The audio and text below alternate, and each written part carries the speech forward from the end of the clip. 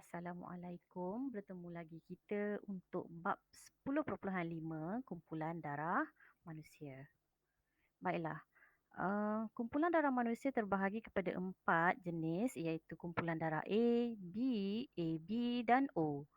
Pemindahan darah melibatkan penderma dan penerima perlulah sekufu. Maksudnya di sini perlu sepadan. Penerima ada antibodi di dalam serum darahnya yang bertindak balas terhadap antigen pada sel darah merah. Jadi jika nak buat pemindahan darah, perlu ambil kira jenis kumpulan darah.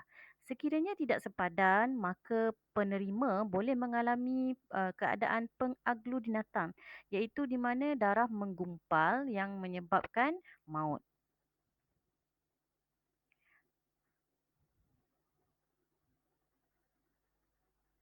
Baiklah, seterusnya adalah gambaran di mana antigen bagi setiap kumpulan darah dan juga antibodi masing-masing. Seperti contoh kumpulan darah A yang mengandungi di mana sel darah merahnya mengandungi antigen A.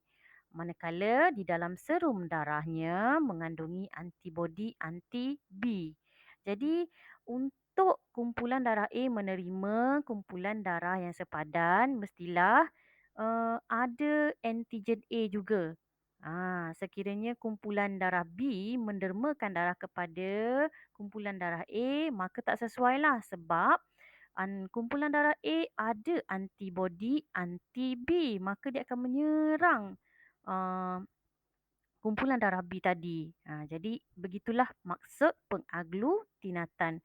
Jadi penggumpalan darah akan berlaku.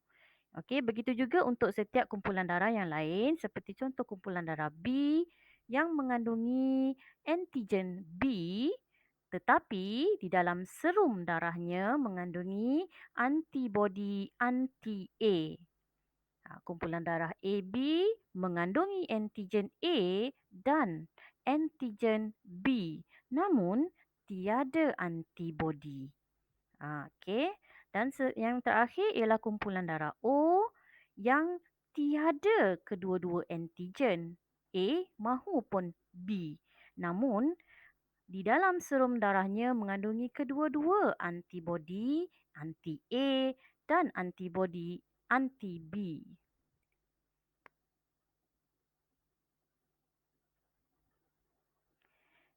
Berikut merupakan jadual yang menyatakan antigen dan antibodi bagi setiap kumpulan darah yang saya telah nyatakan sebelum ini. Jadual 10.6 pula adalah kesesuaian kumpulan darah penderma dengan penerima. AB adalah digelar sebagai penerima universal, manakala kumpulan darah O adalah penderma universal. Anda boleh lihat perkaitan di antara jadual 10.5 dan 10.6.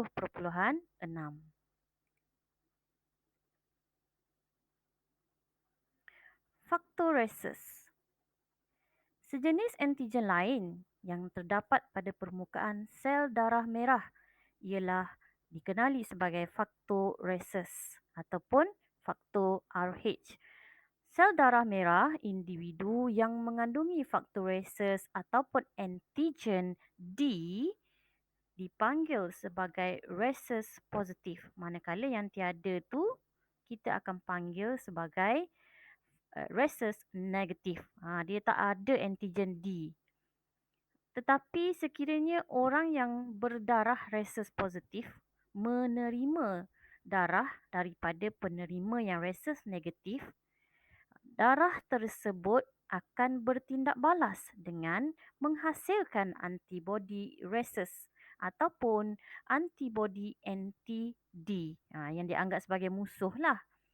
Seterusnya, sekiranya penerima menerima sekali lagi darah penderma yang rhesus positif, maka antibodi rhesusnya akan menyebabkan pengaglutinatan. Seterusnya menyebabkan penerima tersebut maut.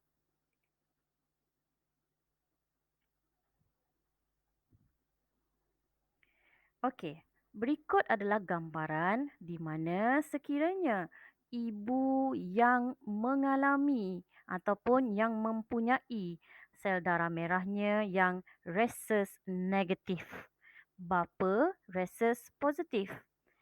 Kalau bapa rhesus negatif tak ada masalah. Yang bermasalah bila ibu itu ada rhesus negatif.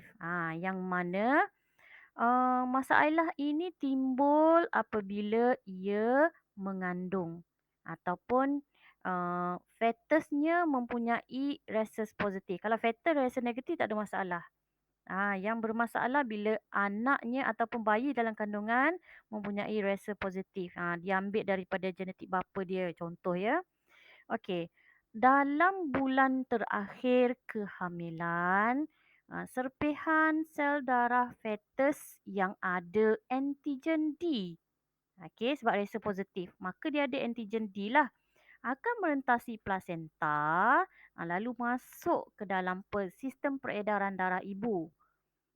Jadi sistem peredaran darah ibu ini akan mengesan kehadiran serpihan antigen D tadi. Jadi secara automatik sistem peredaran darah ibu akan menghasilkan antibodi anti-D. Jadi antibodi tersebut boleh memusnahkan sel darah merah fetus atau bayi yang mempunyai rhesus positif tadi. Sebelum ataupun sejurus kelahiran. Namun begitu, kepekatan antibodi anti-D yang terhasil di dalam sistem keimunan ataupun peredaran darah ibu adalah sedikit. Sekiranya ibu ini mengandung untuk kali kedua dan anak yang dikandungnya juga rhesus positif, apa yang berlaku ialah antibodi anti-D yang telah sedia ada ini akan meningkat dan menyerang sistem peredaran darah fetus. Sekaligus menyebabkan anak yang dikandung ini boleh mautlah. Okey, gejala tersebut ada dinyatakan dalam buku teks.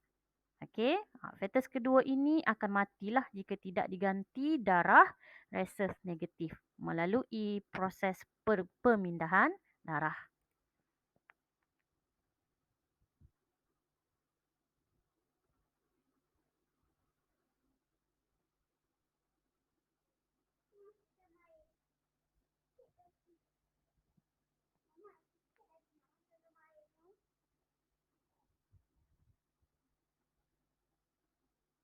Okey, seterusnya kita sambung sedikit lagi iaitu isu kesihatan berkaitan sistem peredaran darah manusia.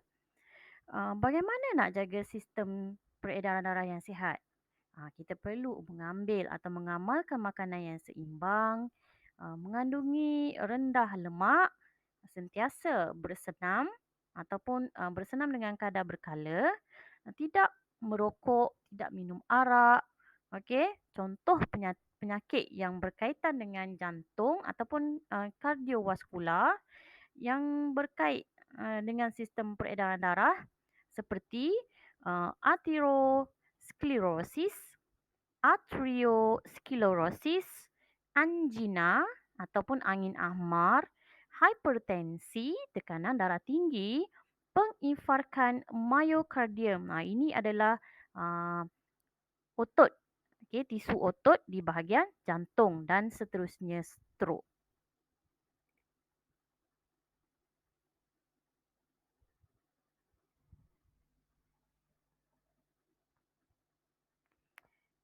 Baiklah, berikut adalah jadual mengenai beberapa jenis penyakit kardiovaskular. Saya tidak akan menjelaskan satu persatu. Anda boleh rujuk jadual tersebut dan bacalah mengenai setiap penyakit yang berkaitan jantung dan sistem peredaran darah.